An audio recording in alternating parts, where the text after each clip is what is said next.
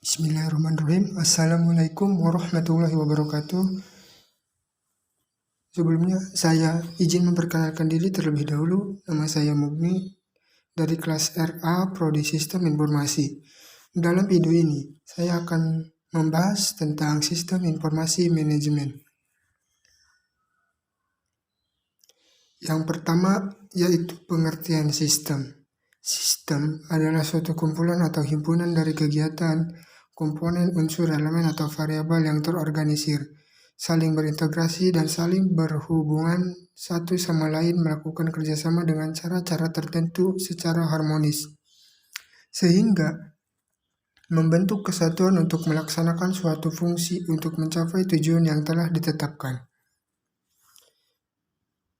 Dan pengertian sistem menurut para ahli, yang pertama menurut Ludwig von Bertalanffy, pengertian sistem menurutnya adalah suatu kumpulan unsur yang berada pada kondisi yang saling berinteraksi.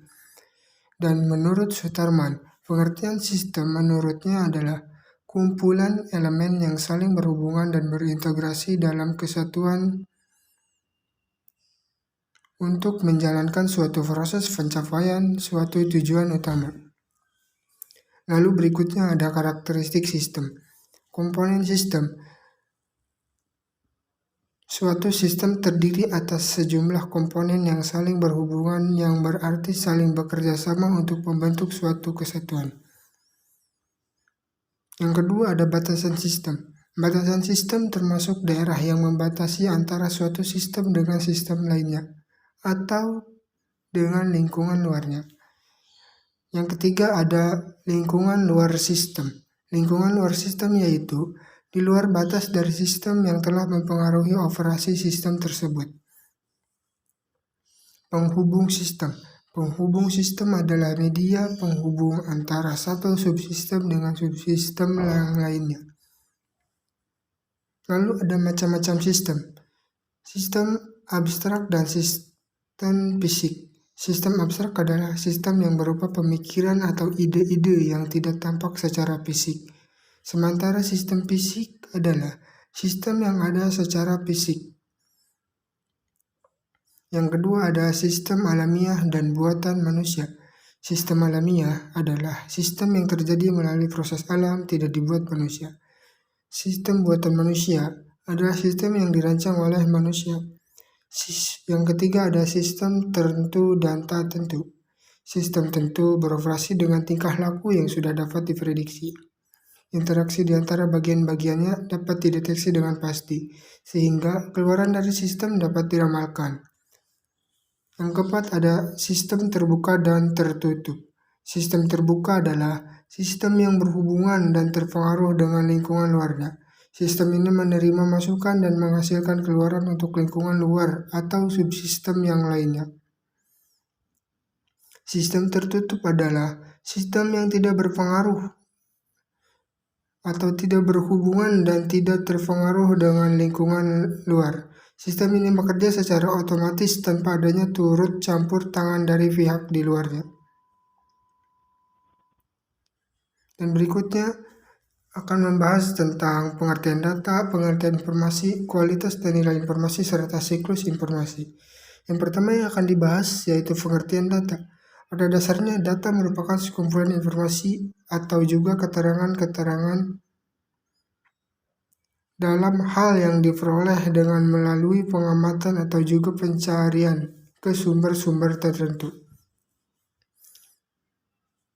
Menurut para ahli yaitu Slamet Riyadi, data adalah kumpulan informasi yang diperoleh dari hasil suatu pengamatan di mana data dapat berupa angka atau lambang. Dan menurut Tanhar, data adalah kenyataan yang menggambarkan suatu kejadian dan merupakan kesatuan nyata yang nantinya akan digunakan sebagai bahan dasar suatu informasi. Dan pengertian informasi. Informasi adalah sekumpulan data atau fakta yang dikelola menjadi sesuatu yang bermanfaat bagi penerimanya. Biasanya, informasi akan diproses terlebih dahulu agar penerima mudah memahami informasi yang diberikan. Sederhananya, informasi sudah diolah menjadi bentuk yang bernilai atau bermakna. Pengertian informasi menurut George Wagner. Pengertian informasi adalah sebuah data yang diperoleh sehingga dapat dijadikan dasar untuk mengambil keputusan yang tepat. Dan kualitas informasi. Dari relevansi, suatu informasi tidak akan ada gunanya apabila tingkat relevansi dengan keadaan yang sedang dianalisis sangat tipis. Relevansi suatu informasi dapat menjadi penting karena hal itu bisa menjadi variabel-variabel yang menentukan pengambilan keputusan oleh organisasi. Informasi yang diterima organisasi harusnya dapat dipercaya adanya. Dengan demikian, penting kiranya kita mengetahui sumber pertama pembawa informasi tersebut. Ketepatan waktu. Seyogianya, informasi harus tersedia pada saat pengambilan keputusan sebelum situasi yang genting atau hilangnya peluang yang ada kelengkapan. Para pengguna harus memperoleh informasi yang menyajikan suatu gambaran lengkap atau suatu masalah tertentu atau solusinya. Lalu berikutnya yaitu nilai informasi. Nilai informasi akan memiliki nilai yang tidak informasi akan memiliki nilai yang tinggi apabila ia memiliki manfaat bagi penggunanya. Sebaliknya, apabila informasi tidak memiliki manfaat, ia tidak mempunyai nilai. Siklus informasi. Yang pertama, data. Data merupakan bentuk yang masih mentah yang belum dapat bercerita banyak sehingga perlu diolah lebih lanjut. Sebagai contoh, data pribadi mahasiswa, data nilai siswa, data kuesioner, dan data guru. Hal ini belum bisa bercerita banyak ke lembaga. Yang kedua, input. Data-data yang akan diinput untuk segera ditindaklanjuti ke dalam proses pengolahan. Yang ketiga, ada proses. Data-data yang telah diinputkan melalui dan menggunakan suatu model tertentu. Yang keempat, ada output. Data-data yang telah diproses dengan model tertentu, selanjutnya menghasilkan informasi. Yang kelima, penerima. Penerima selanjutnya menerima informasi tersebut. Hal ini penerima merupakan orang yang berkepentingan dengan informasi tersebut. Yang keenam, keputusan dan tindakan. Penerima yang telah menerima informasi tersebut selanjutnya membuat suatu keputusan dan melakukan suatu tindakan. Dan yang ketujuh, hasil tindakan penerima yang telah membuat suatu keputusan dan melakukan suatu tindakan, maka akan menghasilkan suatu tindakan yang akan membuat sejumlah data lagi. Berikutnya yang akan dibahas adalah pengertian manajemen, karakteristik manajemen, dan fungsi manajemen dalam organisasi. Yang pertama, pengertian manajemen. Manajemen adalah sebuah proses yang dilakukan seseorang dalam mengatur kegiatan yang dikerjakan individu atau kelompok. Sistem atau manajemen harus dilakukan untuk memenuhi target yang akan dicapai oleh individu atau kelompok tersebut dalam sebuah kerjasama dengan mengoptimalkan sumber daya yang ada. Dan pengertian manajemen menurut Lawrence Flay, Menurut Lawrence, mengemukakan arti manajemen adalah sebuah keahlian yang dimiliki seseorang atau organisasi untuk menggerakkan orang lain agar mau melakukan sesuatu.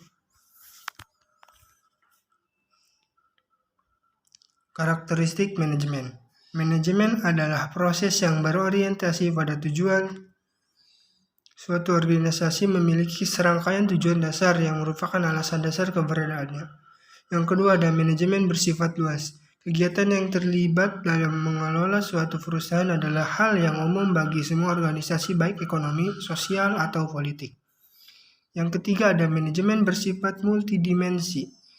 Manajemen adalah aktivitas kompleks yang memiliki berbagai dimensi seperti manajemen pekerjaan, yaitu semua organisasi ada untuk kinerja beberapa pekerjaan. Lalu ada manajemen orang. Sumber daya manusia atau manusia adalah aset terbesar organisasi.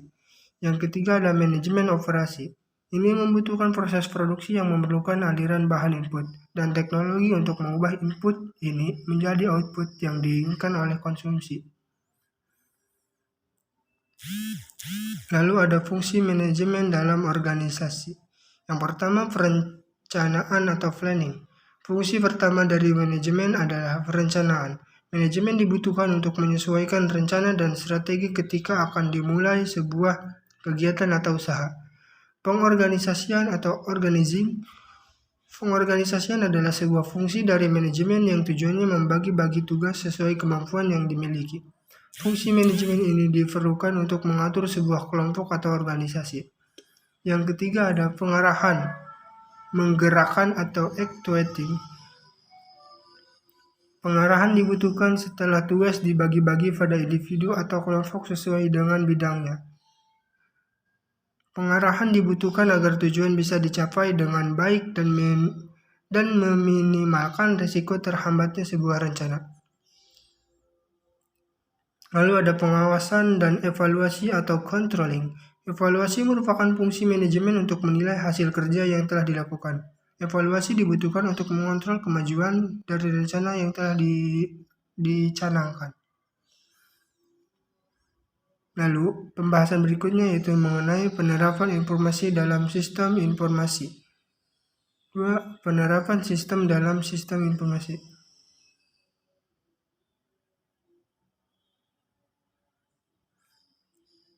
Pengertian sistem informasi, suatu sistem yang mengkombinasikan antara aktivitas manusia dan penggunaan teknologi untuk mendukung manajemen dan kegiatan operasional.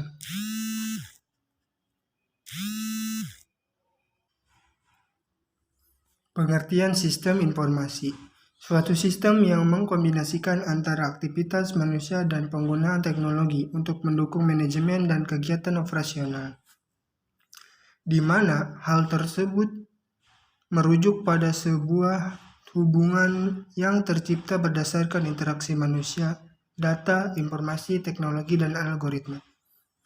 Penerapan sistem informasi. E-learning adalah e-learning yang merupakan untuk mengelola berbagai aktivitas seperti pembelajaran,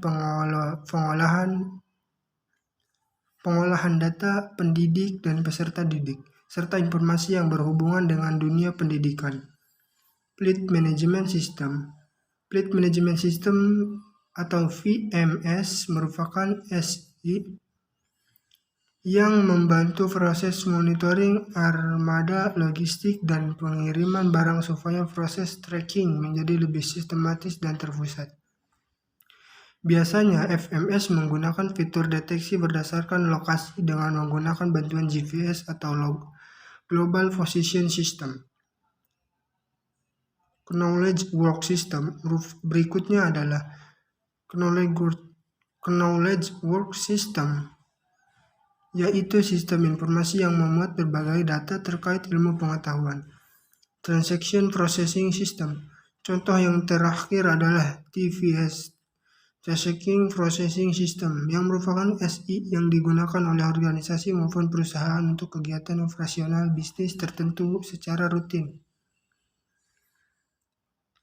Berikutnya ada Office Automation System. Office Automation System OS merupakan sekumpulan sistem yang menggabungkan beberapa peralatan IT pada perangkat sistem untuk kebutuhan jaringan komputer.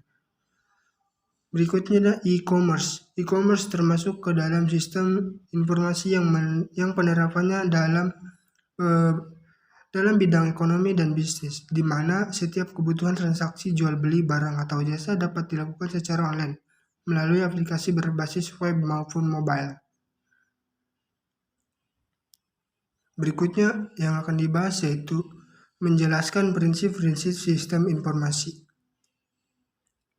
Lalu menjelaskan komponen sistem informasi dan menjelaskan peranan sistem informasi bagi manajemen. Yang pertama, menjelaskan prinsip-prinsip sistem informasi, yaitu efektif dan efisien. Sistem informasi yang distandarkan harus merupakan arahan baku yang paling efisien dan efektif dalam proses pelaksanaan tugas. Jadi, jika para pelaksanaan pekerjaan dirasa sistem tersebut menyulitkan, tidak efektif dan efisien, maka sistem tersebut harus diubah agar sistem bisa berjalan dengan efektif dan efisien, mudah dan jelas. Sistem informasi yang distandarkan harus dapat dengan mudah dimengerti dan diterapkan oleh semua karyawan, bahkan dapat digunakan dengan mudah oleh orang yang sama sekali baru dalam pelaksanaan tugasnya. Selaras, sistem informasi yang distandarkan harus selaras dengan sistem pada proses lain yang terkait. Dengan kata lain, dapat diintegrasikan dengan sistem lainnya. 4. Terukur. Hasil keluaran dari sistem informasi terdokumentasi yang distandarkan mengandung standar kualitas tertentu yang dapat diukur pencapaian keberhasilannya. Lalu ada komponen pada sistem informasi.